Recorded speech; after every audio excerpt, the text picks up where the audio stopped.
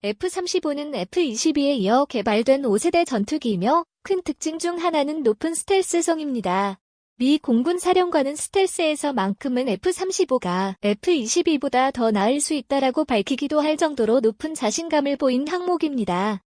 F-35를 개발한 록히드 마틴에서는 설계 단계부터 새로이 스텔스성을 고려해서 도입해야만 진정한 스텔스성을 달성할 수 있으며 기존 기종을 개조하는 방법에는 한계가 있다고 여깁니다. 따라서 개발 단계부터 진정한 스텔스성을 달성하려 많은 연구를 했고 끊임없는 노력 끝에 초적 비탐, 베리로 어브저버블, BLO 기술을 개발합니다. 레이더파 흡수구조, 레이더 어브조빙 스트럭처, 레즈를 사용하며 설계 단계부터 채택한 BLO 기술에는 다음과 같은 기술이 적용되었습니다. 1. 저시인성, 식별의 최소화를 고려한 이음매와 레이더 흡수물질을 사용한 도장으로 설계 2. 휘어진 다이버터리스 공기 흡입구에 엔진을 내장하여 열 탐지로 인한 발각 확률을 낮춤 3. 대용량의 기내 연료 탱크 4. 내장식 안테나 5. 노출 부분을 최대한 줄인 엔진 배기구역.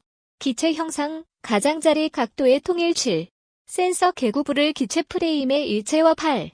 전자광학 추적 장치와 적외선 센서 장착 후 전파 방출을 억제한 레이더와 전자기기 스텔스성에 관해서는 일반적으로 레이더에 대한 은밀성이라는 관점에서 논합니다.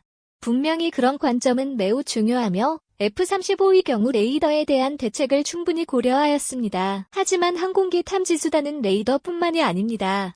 항공기는 대기 중을 고속으로 비행하기 때문에 기체 전체가 공기와 맞자라여 열이 발생하고 엔진은 주변의 차가운 공기보다 훨씬 뜨거운 가스를 끊임없이 내뿜습니다. 이런 열원은 적외선을 검출하는 센서로 쉽게 포착할 수 있고 근대의 전투기는 이런 적외선을 탐지하는 센서를 장착합니다. 미사일도 열원을 추적하는 적외선 유도 장치를 흔히 사용합니다. 따라서 적외선 탐지 장치에 대한 스텔스성도 매우 중요한데 F-35는 엔진 배기구 주변의 형상이나 기체의 형상을 알맞게 조정함으로써 적외선에 대한 스텔스성까지 확보하도록 설계하였으며 적외선 탐지의 위협을 오히려 역탐지하는 뛰어난 능력을 보입니다. 그렇다면 과연 이러한 F-35를 북한이 탐지할 수 있을까요? 북한 및 타국이 견제하고 있는 대한민국 무기는 크게 4가지로 나뉠 수 있습니다. 먼저 이지스함 중 최강의 화력을 자랑하는 세종대왕급 이지스함과 가성비 최강의 전차로 뽑히는 K2 전차, 효용성 높은 전투기 F-15K 이글, 여기에 더해 대한민국의 명품 미사일 현무가 그 대표적인 예입니다.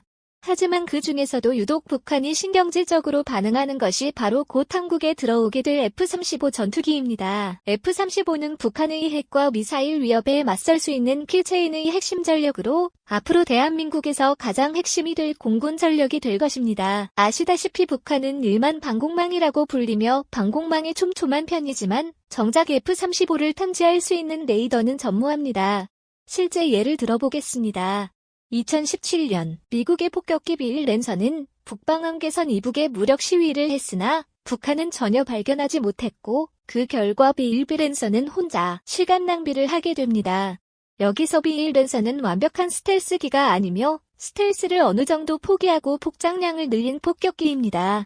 북한은 비일도 탐지하지 못하여 대응을 못했는데 하물며 최강의 스텔스 성능을 지닌 F-22와 동등 또는 그 바로 아래 단계에 있는 F-35A를 탐지하기란 사실상 불가능합니다.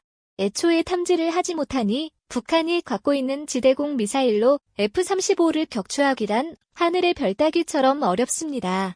또한 북한이 보유하고 있는 전투기로는 F-35를 절대 상대할 수 없습니다. 북한이 가지고 있는 전투기 중 가장 최신 전투기는 미그-29 전투기로 미그-29 전투기는 좋게 평가해도 F-15C와 동등합니다. 이렇듯 북한은 F-35A를 탐지할 수단이 전무하며 F-35A와 도산 안창 5급 잠수함 등 첨단화되고 있는 대한민국 군사력에 북한은 긴장하지 않을 수 없습니다.